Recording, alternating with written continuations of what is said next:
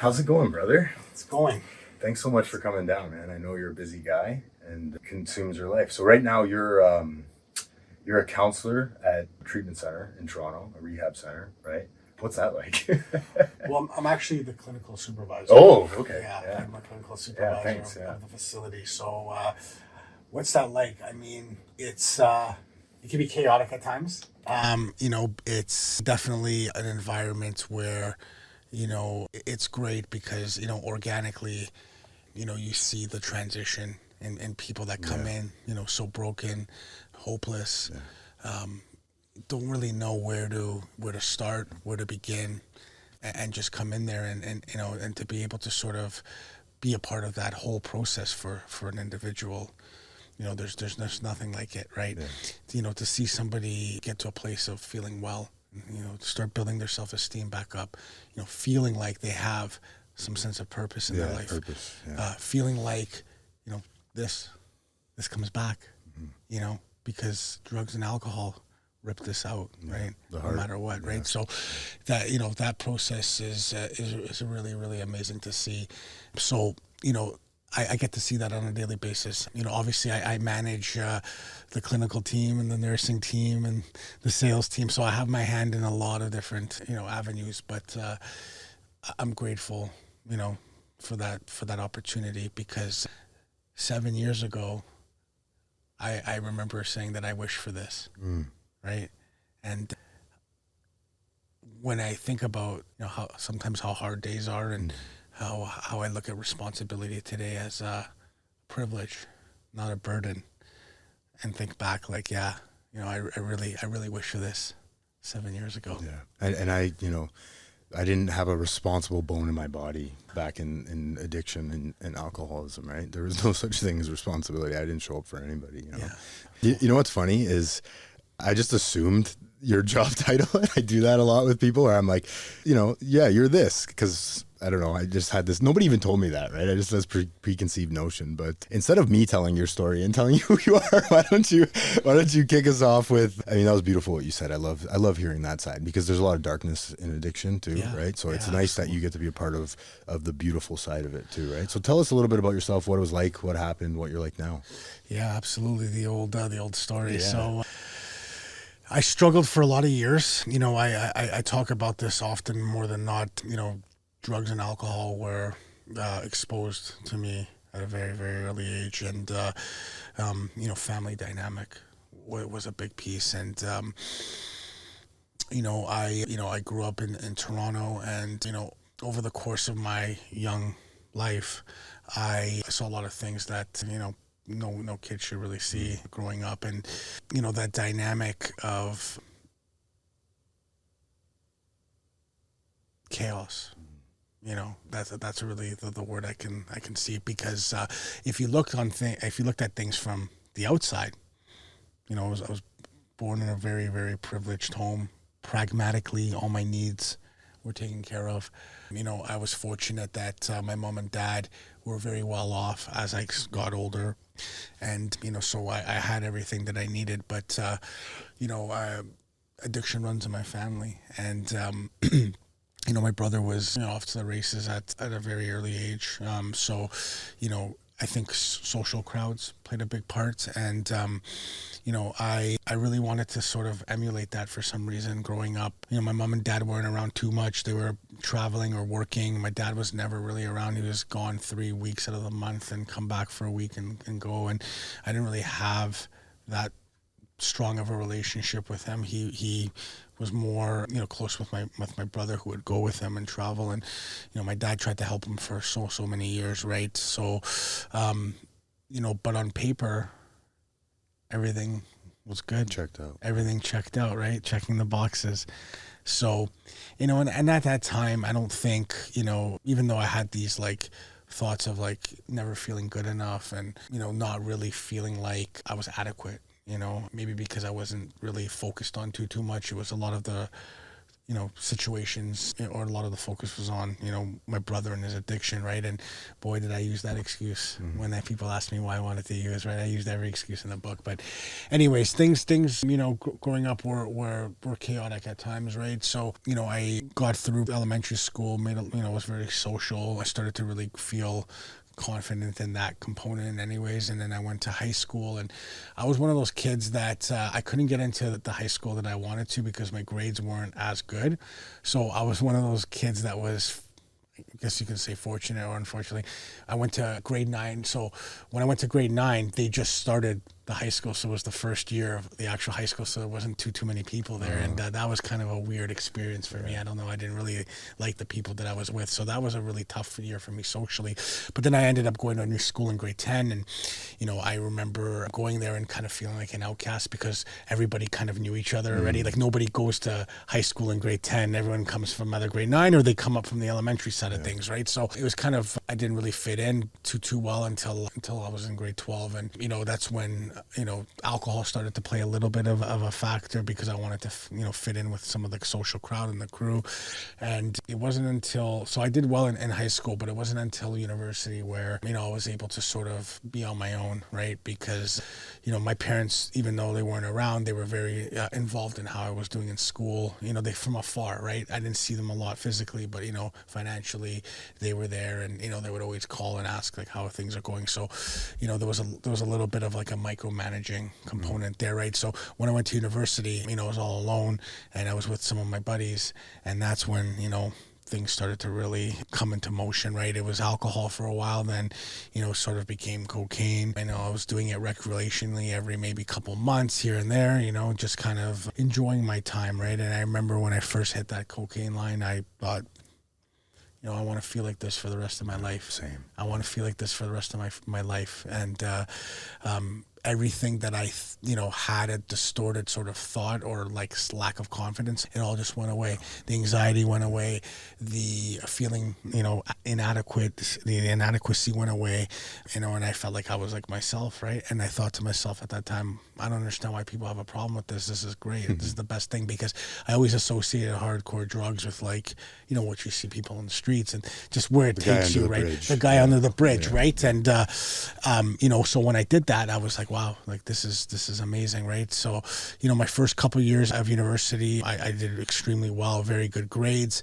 And then I was introduced to the party scene and learning how to, plan events and be a promoter, right? I started a bunch of parties there with a couple guys, and, we started booking DJs and getting people into really making the town like a good atmosphere, because that's what we wanted to do, right? And that's when I really started to enthrall myself in the scene of things, right? So, I always tell people like, what my sense or realm of normalcy is could be different from you, but at some point we start to adapt to that normalcy. So if I'm put in a situation where things are really, really uncomfortable, but I don't have an option, or I don't think I have an option at that time to make a change, I'm going to adapt, and it's going to become a normal thing. So going out and partying and hosting events and making everybody feel like they're having an amazing time was normal for me. Yeah, your baseline. Right? My baseline, right? And that was what was important to me, right? That's where my values lined up with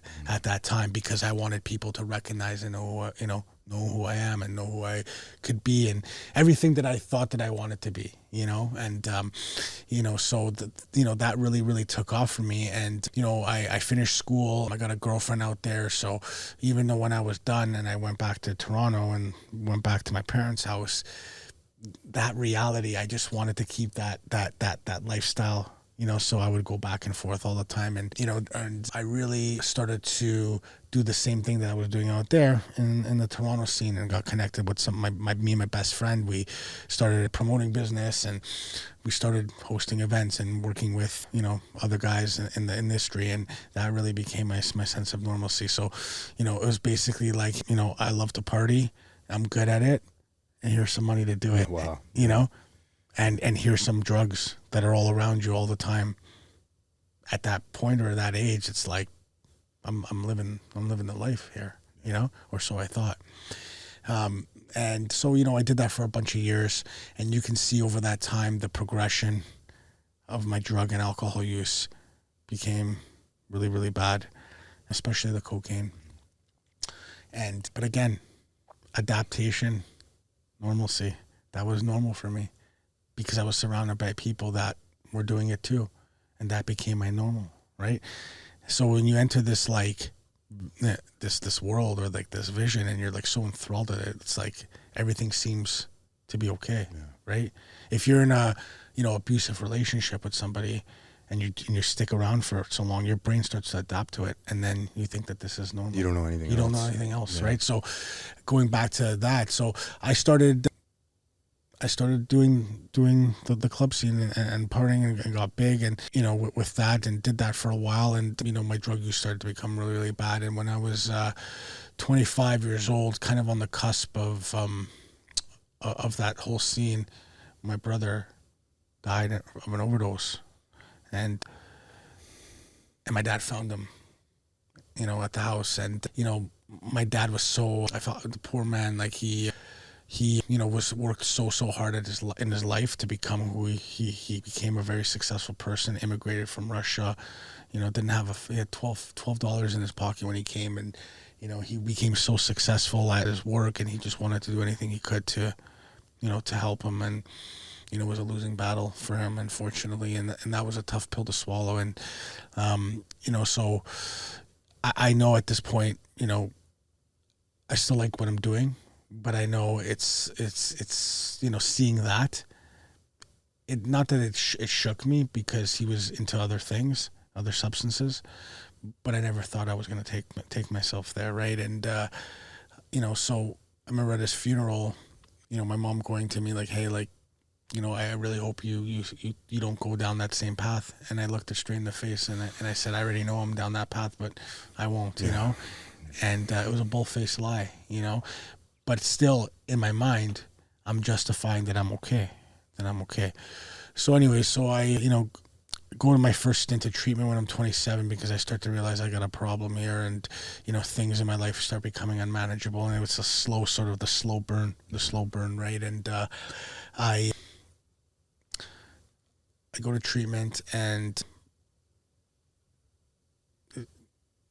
like not wasted my time, but just I wasn't ready, and I wasn't ready. And what do? I come out of treatment, and I'm throwing a boat cruise that night with a bunch of friends. We got I can't remember who the DJ was, but we had some DJ from Europe coming to do this party, and I miss the whole planning of it because I'm in rehab. So I come out 2 days later. I'm back to doing what I'm doing right away, right? Instantaneous, because you see, I associated knowledge and theoretical concepts with what recovery is. If I can just understand what they're saying to me and delivering that message, I'm good. I can figure it out. I can use successfully, right? The tale and the story that we tell ourselves over and over, right? And boy, was I wrong. But, anyway, in that mindset, that's where I was. So, yeah, I struggled for a couple of years, and, I meet a girl, I should say, when I was 25, and we start, dating, and, I sell her this like real good perspective on who I am, like version of you, version of me. Yeah. Do you know who I think I am, right? And I'm really, really selling it, because I can sell. I'm a good talker. I'm a good. I can show people things are always good, right? Crack a smile on my face, deflect with humor, all of the masks and all of the facets that we sort of uncover and carry on and carry through, right? So I meet her. We start dating. We're together for a couple of years, and throughout that time, she really, really voices a concern about my drug use, because I'm out all night partying and not coming back till the next day, or being with her, leaving my room and going across the street at like 5 a.m. and continuing on. So she raises concern, and she's like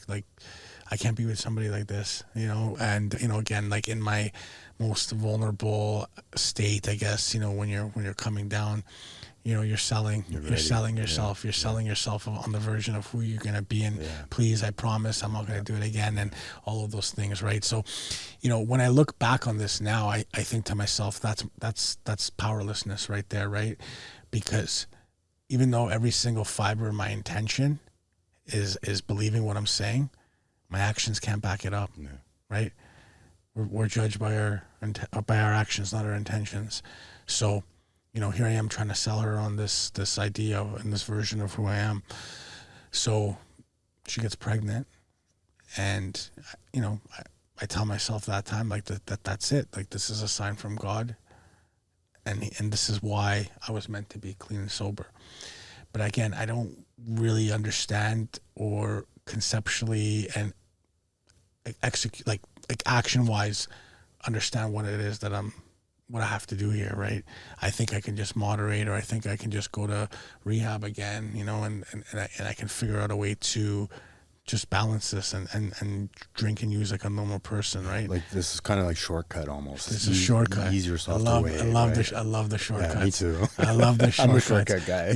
Whatever it is, just I'll do anything but what you're presenting to me, right? Yeah. So anyway, I go to treatment a couple more times, and I come back, and she gives birth and to our daughter. She was born on July 30th, 2013, right? I'm 27 at the time, and I think I mentioned this when I spoke last week. It was like, she's born, and the first thing that I go do after she's born is I hold her, and I tell my daughter's mom that I'm gonna go to sleep because I'm tired, and I go pick up right away.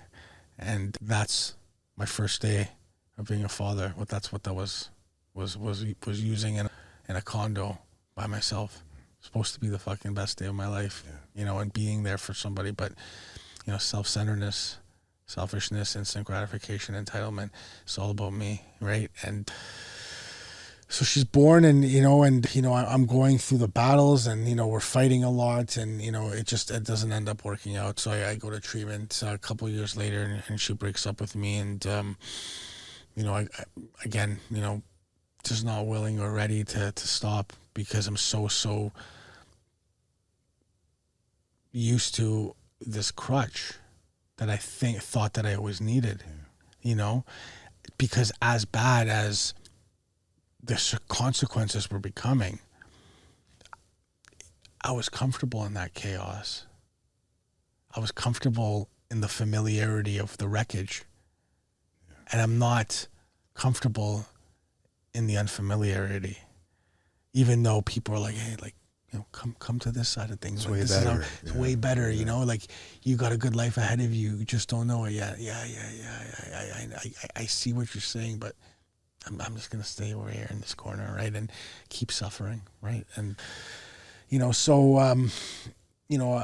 ended up, getting addicted to opiates, because the cocaine was putting me into some crazy levels of psychosis and, all of those things. So I, one day I do some Percocets. I don't know if I can talk about substances. Yeah. So Percocets, and Percocets turn into oxys, and then turn into other things, and before you know it, a couple of years down the road, and here I am, using opiates every day, and I'm waking up and can't function normal without them. And man, what a powerless feeling that is, where it's like I have to maintain. It's not even getting high anymore. Yeah. It's maintaining. It's just living. It's just breathing. It's existing. Yeah, existing. It's existing, not living.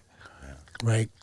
And so my parents, and she obviously raises concerns. She tells them, and my parents find out, and I'm going back and forth, and recovery, not recovery, going to meetings, not going to meetings, going to rehab.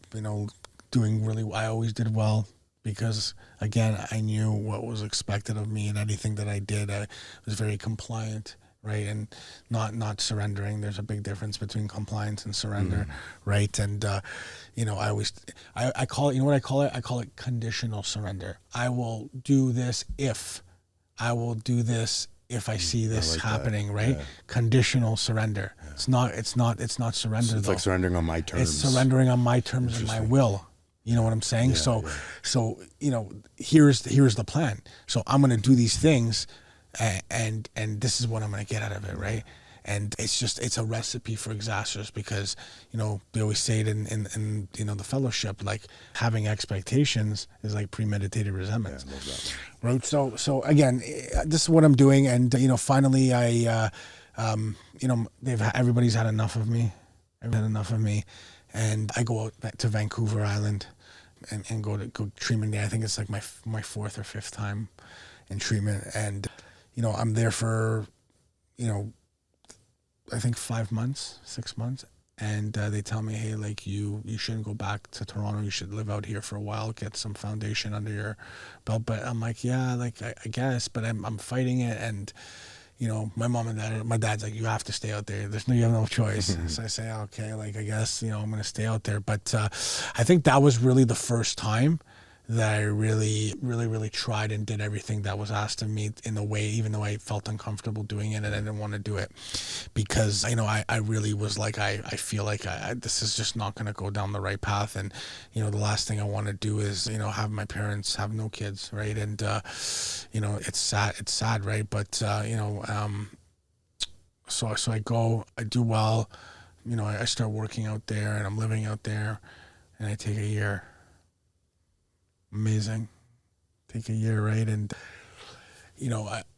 I thought that my program was okay, but again, compartmentalization, right? It's like I was like, picture you driving a car, brand new car, shiny, it's beautiful, it's got everything, all the bells and whistles, and there's a crack in your windshield, and someone's saying to you, hey, there's a crack in your windshield. Yeah, look at my nice big ass car, black, exterior rims, everything. Yeah, but you got a crack in your windshield. Yeah, I just filled up the car with gas. It's got 24-inch rims on the tires. It's got a surround sound system. Yeah, but your windshield's cracked, right? So that compartmentalization. So I'm doing everything that I need to be doing, except I get into a relationship. I get into a relationship with somebody that I was warned and told not to, because we're too new, too fragile, and we have this, connection. So I do it, and some things happen with that, and I relapse. I relapse because of the pain of losing the connection with this person that I think is like everything to me at the time, because again, I'm extreme black and white thinking. I don't have it anymore, and my first sort of solution is to go pick up. So where's my recovery? Where's my foundation at? I think that it's great, but it's not, because there's cracks in it, right? That compartmentalization on that decision leads to that. Yeah. So obviously my foundation wasn't good, right? So I relapse, I go back in for a couple of weeks, and I get the girl back, and again, please don't do it, but I gotta listen, I gotta learn the hard way. So, anyways, it ended up becoming a mess, and I relapse again, and then I'm out and about for about 4 months on the streets. In Vancouver. On Vancouver Island, on the streets, okay? Nowhere to live. My parents are done with me. Living with drug dealers.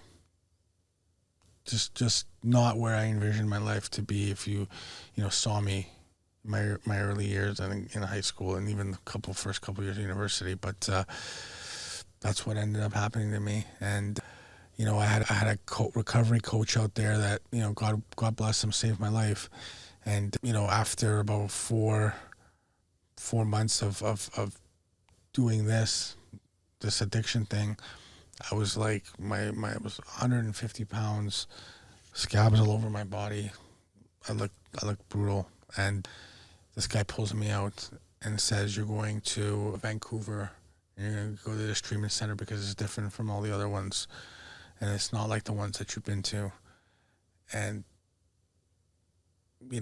my willingness at the time was, I just wanted to die. So broken. So I get there, I'm doing the 10-day intro, and I don't know, man, I got there, and I just, as soon as I walked into that door, I'm like, something's got to change here.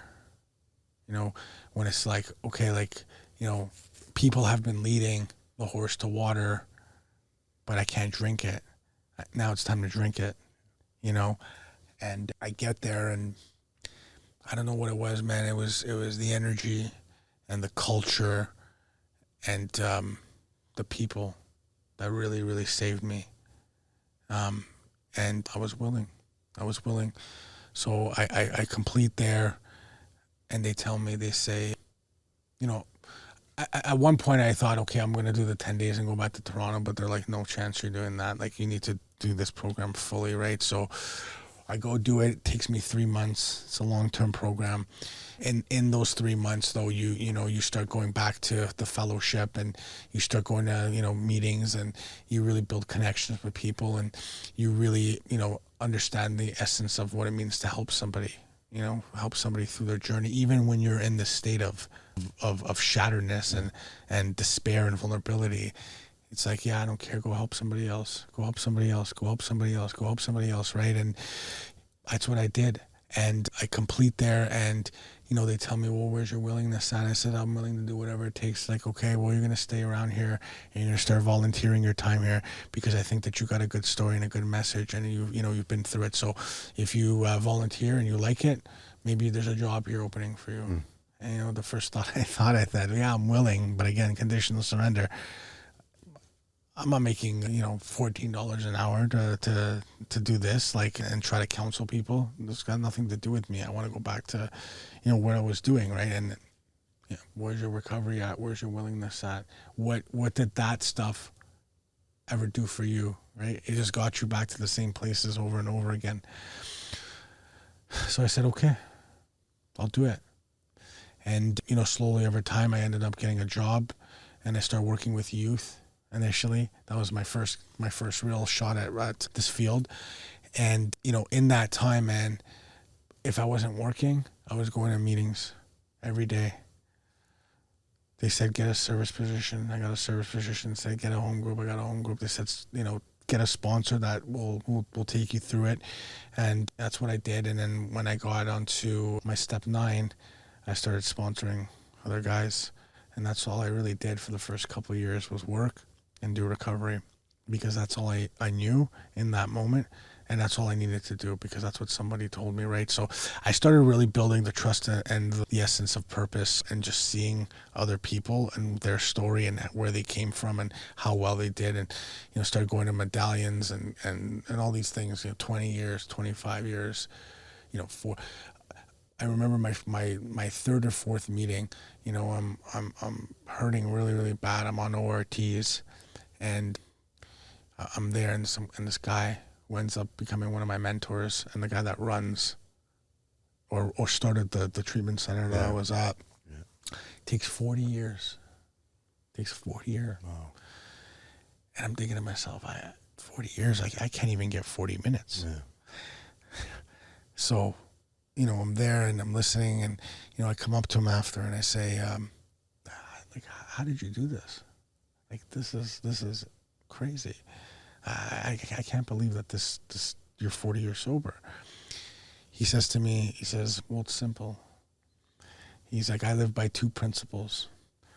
Don't make decisions based on bad feelings, and don't do things you can't talk about. Mm-hmm. You do those 2 things, you're going to be okay. And it's in that moment, or in that sort of sequence, it seemed very, very, simple. Obviously, as I, continue the recovery, sometimes that's a difficult thing to do, right? But I did the best I could to execute that. And I started working there, and, all of this throughout this time, I look back on it, and I'm in Vancouver and Vancouver Island for about 6 years, and I'm going back and forth and trying to be a dad for my daughter the best way I could. And even though it was so difficult, not to be around her or to be with her, this was like my sacrifice that I needed to do, because I'd rather be someone that's there for her later in life than never be there at all, And, Jill's institution's death, right? And it was hard. So, I started working there. I became a counselor there, and I actually, funny enough, started running the co-parenting group there for guys that wanted to rebuild their relationships with their kids and their spouses. And, I over my time there, it was like, I saw a lot of families and a lot of people reconnect with their kids, and I was so happy for them, because I learned how to be happy for somebody else rather than think about myself in the moment. And I learned that from there. And, it helped me really be a good dad and a good person, and a present person for when I came back here. So, I got clean and sober. I, worked in, like I said, for about 6 years, and I went to meetings and everything like that. And, I eventually ended up coming back here in May 2023 and, connected with Eric, and he said, hey, I got a job at my treatment center. Do you want to be a part of it? And I said, yeah, absolutely. And I remember we spoke preliminary before, and I kept saying, I'm moving back, because even though I felt really comfortable there, again, like I do really well in being in comfortability, right?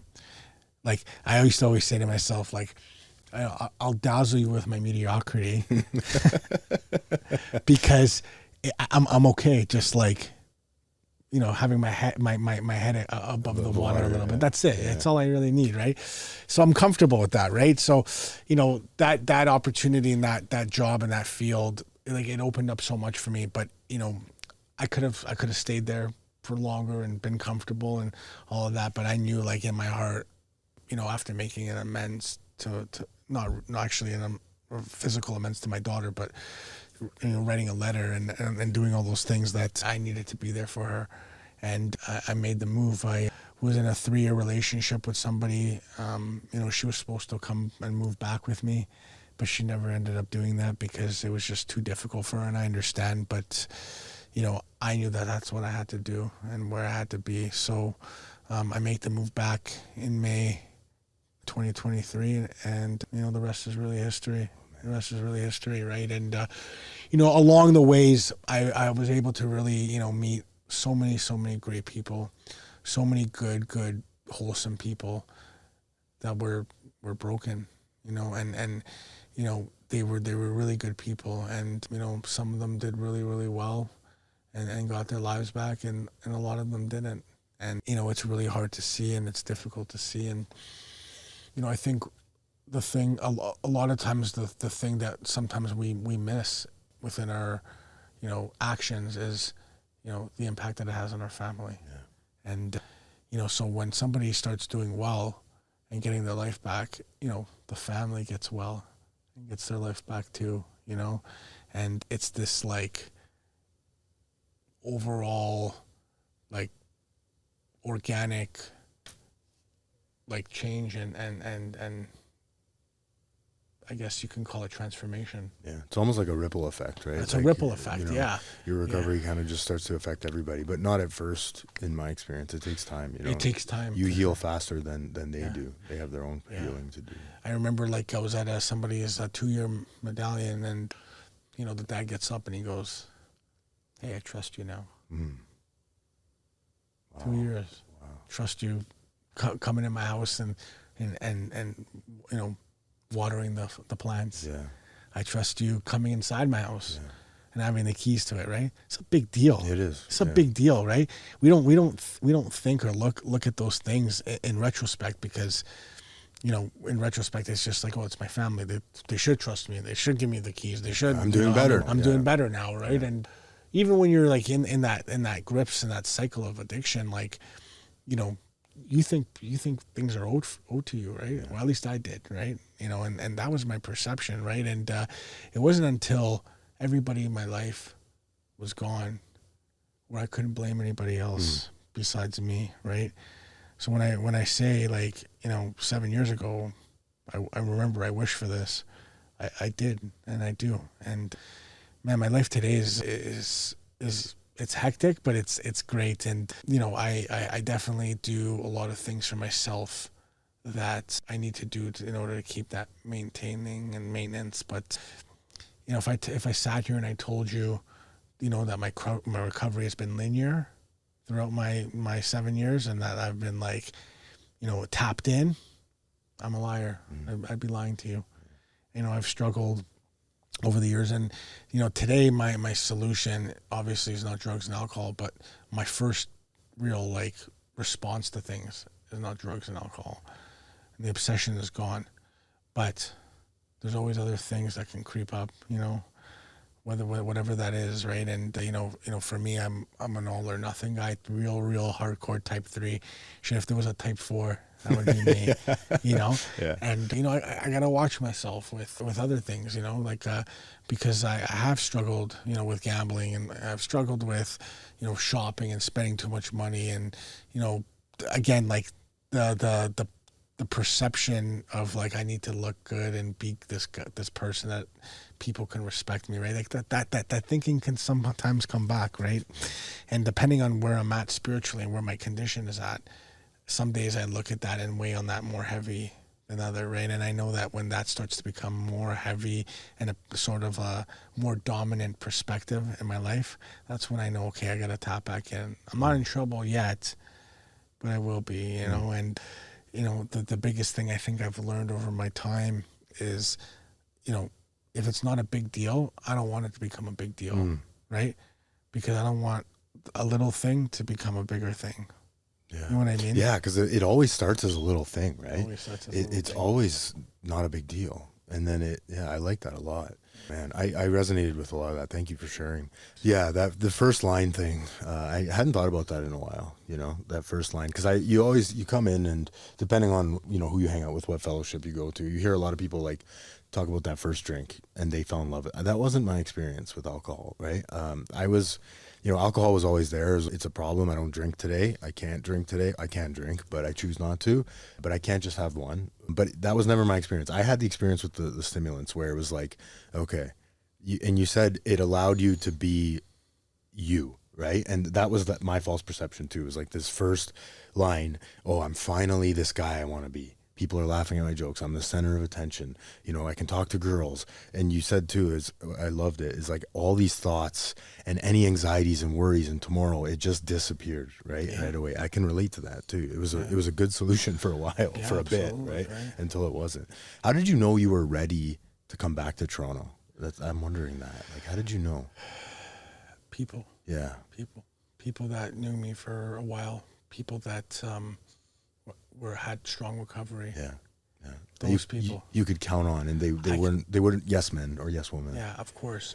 Because here's the thing, man. Like, you know, in the beginning of this last run around with recovery, like, my faith wasn't there, and I really truly had to learn that God works through other people, and that was like my higher power, a collective group of people that have no subjective or emotional sort of, you know, hindsight thinking in my decisions, right? I needed that, right? So that was what it was, right? It was learning to trust what other people thought and how other people, you know, perceive things, right? And I obviously, you know, I did some writing around it, and, you know, I would, you know, I was really big into writing and doing some written work to really discover what the solution was, right? Like journaling and, you know, just doing like 1, 2, 3 exercises in your head, step 1, step 2.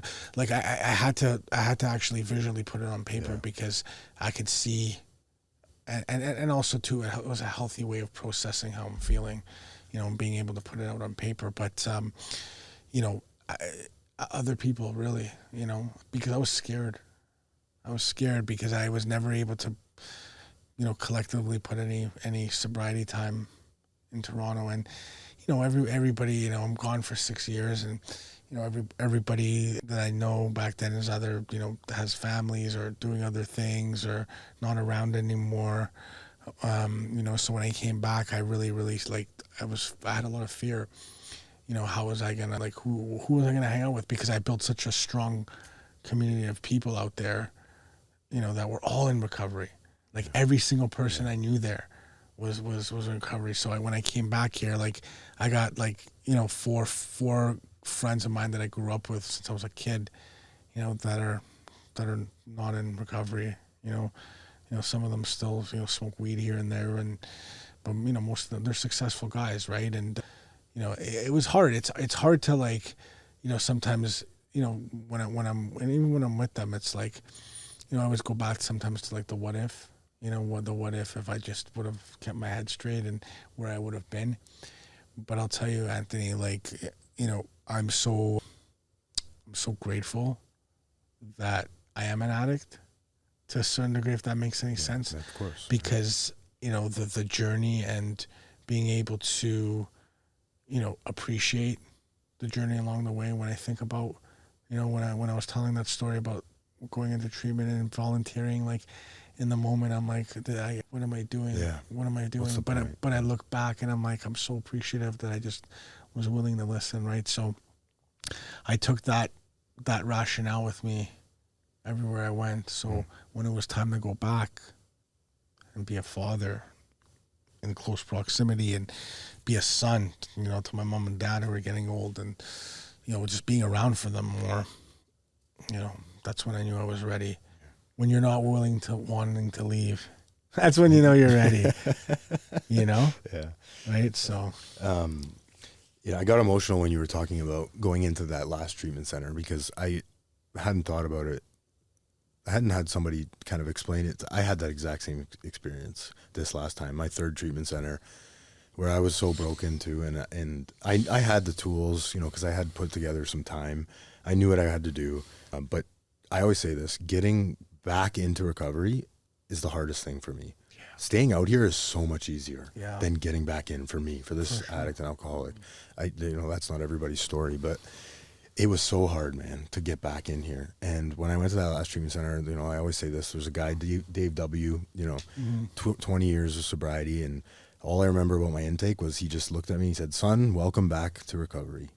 You know, and I just started crying. I was like, fuck, I made the right decision. Thank God. Like, finally, you know, it was, luckily only 5 or 6. It was like probably a year of on and off, right? A year of suffering, right? Because when you're in and out, it's almost worse than just being out sometimes, because you know how good it could be. I don't know. It's kind of this weird thing that happens. And so, you know, you brought me back to that moment where I just walked in and I was like, fuck. I looked at my wife dropped me off. I looked at her and I felt so bad. Like, I couldn't even feel anything in the moment. But, you know, those first couple of days when you start to get your feelings back, I don't know if you remember this now, because it's been a while, but I remember it's pretty fresh for me. There was, like, I'd say probably 2 weeks in, you know, your brain starts to clear up and you see it, right? So you see it in the clients.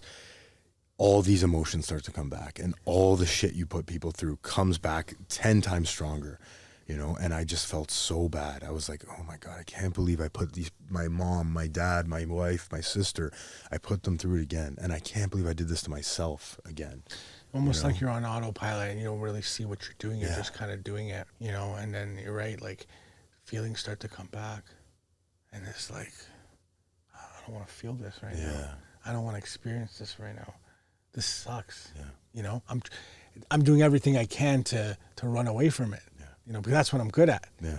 You know, so when you're right, when it starts to come back, it's like, you know, but that's also dangerous, and that's dangerous because we want to try to fix everything. Yeah. I want to try to fix everything as quick as possible. Absolutely. I got to get back to work. I got to make up for lost time. I got to be a good dad. You know, but how? I don't know how to do any of these things. I've been stuck, too busy using, for the last 15 years, right? But my thinking is so skewed that, you know, I'm trying to, you know, I call it, you know, jumping off kilter, you know, so something like that, where it's like I gotta remove and abstain from the guilt, so I need to do these other things, right? But in that process, I'm only making things worse because I'm not learning about, you know, tolerance or patience or trusting the process or appreciating the journey or, you know, hearing anybody else. I'm listening to react and respond rather than to understand, right? And, you know, I always say, feelings won't kill you, drugs and alcohol will. Yeah. Right? I love that. You know, so I hear you, right? So, you know, that experience for you too, like, you know, multiple treatment centers, and, you know, you have all of these good things in your life, but it's like, why is it not enough? Right? And you can take every good thing in my life and put it in front of me, and you can show me, like, you know, I'm going to lose all of these things, but if I'm not good internally, no matter how much I love those people, it's not enough. And I feel like that's something that people have a hard time understanding, because logically, the people that love you and care about you, it makes sense. But, you know, emotionally, internally, it's like, it's not enough, right? So, that's where you really got to do the work on yourself on a consistent basis to get there, and then when you appreciate the journey and you're in that process, you start to understand. Yeah, the ups and the downs, right? You're kind of appreciating the downs as being a lesson. This doesn't make sense to me right now, but one day it will. One day this will make sense. You mentioned cross addictions, which I'm, I think for me right now, the phone is probably the big one, right? Me the too. computer, the phone. Yeah. And I gambling is a tough one for people. Are you seeing a lot of people come in with gambling problems yet? Because I know they just recently legalized it in Ontario not too long ago, about a year. Are you starting? I feel like a lot of people come into rehab maybe for something else, and then you have to kind of do the work that, there's this porn addiction here. There's this gambling thing, right? Well, I'll tell you this. I mean, if people are coming in with gambling addictions, they're not really disclosing it, right? Because again, here's something that's provided or presented as a normal thing to do now. You're watching a sports. It's on TV. It's on TV, and it's become part of the game. Yeah. It's become part of the experience, I guess you would like to call it, right? You don't just look at a sporting event or, and say, this is just a game. It's an experience, right? And betting and gambling has become a big piece of it, right? So, to answer your question, I don't see it off that too much. I mean, we've had some cases, but I feel like, as we continue to go, it's coming. It's coming. And it's probably the scariest addiction, I think, because money is the drug and it's not about winning or losing. So the same sort of feelings that you try to chase with drugs and alcohol, you're chasing with gambling and chasing with losing money or winning money, right? It's that, why am I escaping by doing this?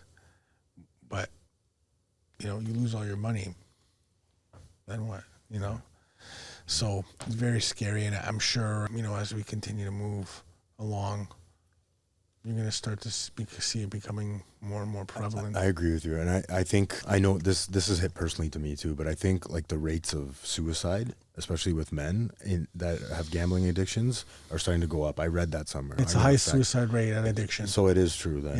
Yeah. So when you actually gamble, you're the same dopamine levels as cocaine. It releases the same dopamine levels in your head, right? So that's the two are associated with each other. And yeah, it's scary. It's scary. And even like casinos, people just are so much. It's so readily available, accessible, and accessible, right? And you know what they say, like accessibility can be, the devil's playground for a person, right? Because it's right there in front of you, right? So, people are these days, everybody's on the phone and people are playing online slots and blackjack, and it's becoming like, I guess you could call it like a pandemic almost, like not a pandemic, but what's the word? Epidemic. Yeah. Epidemic. Yeah, no, it is. Yeah. So you talked a little bit about your kind of, your mental health and how important it is to kind of do your own thing, because you're really busy with work. And I find that, I can get lost in helping other people. I was mentoring for a bit, and I've mentored a lot of guys. Luckily, one of the best parts of this whole thing, by far, like bar none. It's changed my life, right? Mm-hmm. And I can't wait to get back into it. What do your daily habits look like to kind of take care of your own recovery? So I pray in the morning. Sometimes I'll meditate, but I pray in the morning. It's a tough one. Yeah. I read the Just for Today every day. Nice, yeah. Because again, I never know whenever it is I read something, when it's gonna hit, and kind of set me straight, right? Because again, I need to be reminded of certain things. When I'm in extreme thinking, when I'm in, there's days where I wake up and I don't want to adult. I want. That's so true. I want to be like a little kid, and I look at responsibility sometimes as a burden rather than a privilege, right? So, reading the Just for Today, which is something that was true and near and dear to me in my early recovery, I do that, and then I get to work, and I would like to say that, I go to a lot of meetings, but I don't. And, that's something that I definitely need to continue to work on. But I have a sponsor. I'm going through the book again, and I got a couple people reaching out that I'm going to take through the book too. And, Nice. when stuff sort of slows down for me. But, for me, man, like physical exercise is so important. Yeah. Playing sports is so important. Tennis or baseball. I play in a baseball league too, and I should mention that recovery softball was such a big and instrumental piece to my recovery when I was out there too. Like it really was good at helping me bond and form relationships with other people and meet other people, right? And so it was so cool to do that. That was like a really, really great time for me, right? So just those things and reminding myself that I need to have balance in my life and understanding that as long as I know I do my best every day, it's enough. Yeah. Not much more I can do. So that and even working in this field, people always say, okay, well, I work in this field, that's my no way. Working in an environment like that has a mental toll. Sure. Yeah. Big time. Yeah. Big time. And you got to have maintenance for yourself. Yeah. You really do. So that's kind of what it Yeah, looks I like mean, for me. like even if you just look at the stats and the numbers, right? Like the stats and numbers do not favor us, right? So you put that in the treatment center environment. How many clients do you get? Thousands, right? In a month, I'm sure, or in a couple of months. Yeah. It's a big treatment center. Mm-hmm. You're going to see more people, unfortunately, fail than succeed, right? And I don't like the word fail because relapse is not failure. I've learned that. Failure is the wrong word, but relapse and kind of stumble a bit, right? Why do you think people relapse? Like today, I know that's kind of a multifaceted answer, right? There's a lot of reasons, but just like today, why do you think? What are you seeing? I think time. I think, people want to really get it in such a quick time and they sort of let go of the gas. I think people, how willing are they, right? And I don't know, like for me, man, and from the people that I've, gone and clean and sober with, I still talk to some of the people that I went through treatment with, and we were willing to do whatever it took, right? And I think sometimes people just have a lack of willingness, and I don't mean to say that in like a rude or disrespectful way. Yeah. I'm just it's what it is. But I think time. I think people look at how quickly or in a short period of time I want to get everything back, right? And I think that they sort of just they fall off because of that. They don't take it as seriously, or they're not the desperation goes away. They start feeling good, putting a little bit of weight back, getting some color in their face, families talking to them, and then it's like, okay, see you later, guys. I got everything I needed from you. I don't need to be around here anymore. Thank you. But here I go. I'm gonna go. I got some catching up to do. Yeah. Deuces, right? Yeah. And I think that's a big reason. But I also think community is huge. Lack of community for people, connection. Like me and you are having a conversation right now, and we can relate to each other, and it makes me feel like I'm more normal just by talking to you. Yeah, same. Right? Yeah. Like if you're left to your own devices and you're surrounding yourself with people that don't understand the struggle of what you're going through, what you've been through, you're going to feel alone again. So what, you have some sobriety under your belt?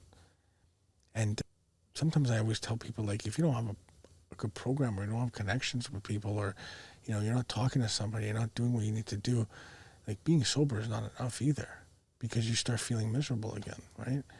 And that's like, yeah, of course, people are going to go back to, the thing that they're comfortable in, that coping mechanism, because they know it's familiar, it's there, right? So I think those factors play a huge part too. No, that's a good answer. And yeah, you mentioned community. Today I was having one of those days where I was in my head and I was alone. And I'm grateful to be an addict too. I want to say that too, because I truly am. Like, I would never have discovered these tools that I have today to tackle life and anything that life throws at me if I didn't, hit some sort of rock bottom, you know. So I'm grateful too, because yeah, there's you know, you mentioned mediocrity, but I like that idea of, I have a purpose in my life today, and it's not going to be everything I want, but it's going to be everything I need. And then I'm going to find out, and it says this in the literature, right? I'm going to find out that all along, it's what I wanted anyways, right? All the stuff that I needed is what I wanted. And I didn't really want the car. I didn't want the girl. I didn't want the, you know, whatever. Is your car going to hug you and tell you it loves you every night? No, but 2 cars might. 2 cars might, right? And then 3. Right? Is money gonna fucking kiss you on the cheek and say I'm proud of you and you know, like, I hope you have a good night? Like, no, like, people, man, like, you know, and all of the other stuff, it just helps you provide some sense of comfort and ease, but it's not a sustainable solution, right? And I had to learn that the hard way. Yeah. I mean, we're stubborn people, a lot of us, right? Yeah. Let's end with this. I know, at least on this podcast, I get a lot of messages from family members, and I'm sure you deal a lot with family reaching out to you before the addict, right?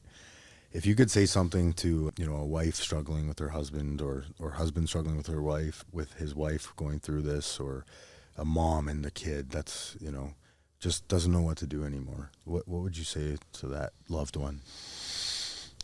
I would say, like, don't give up, you know, keep trying to, you know, fight the best way that you can for that loved one, and don't give up hope, because if I can stay sober and you can stay sober, anybody can really stay, you know, anyone can get this, right? And I really truly believe that, you know, you just can't give up hope, and do everything you can, you know, to help, and just be there for them the best way that you can, and doing it in a way that's, like, supportive. But there is a lot of help along the way. I mean, you know, our organization is, you know, big in, you know, saving lives, reuniting families, right? That's what Addiction Rehab Toronto stands for. But, you know, just don't give up. Don't give up hope. You'll be amazed, you know, that miracles do come true. And I always tell people, like, stay in your shoes and don't leave before the miracle happens, and don't give up, right? Stay a little longer, try a little harder, you know. And, you know, I always tell families, like, I'll end with this. You always say, like, don't worry, you know, your son or your husband or your daughter, they're in good hands, you know, because, you know, there's nothing can teach you lived experience, nothing, right? And just don't give up hope. Love it. Thanks so much for coming down, I brother. appreciate it, man. Thank you. I love you, buddy. Thank you. Thank you for having me. Thanks for listening. Please help us grow the channel and like, share, and subscribe for more content. The discussions and stories shared on this podcast are for informational and motivational purposes only. This content is not a substitute for professional medical advice, addiction treatment, or therapy. If you or someone you know is struggling with addiction, please consult a licensed physician, addiction specialist, or mental health professional. You are no longer alone.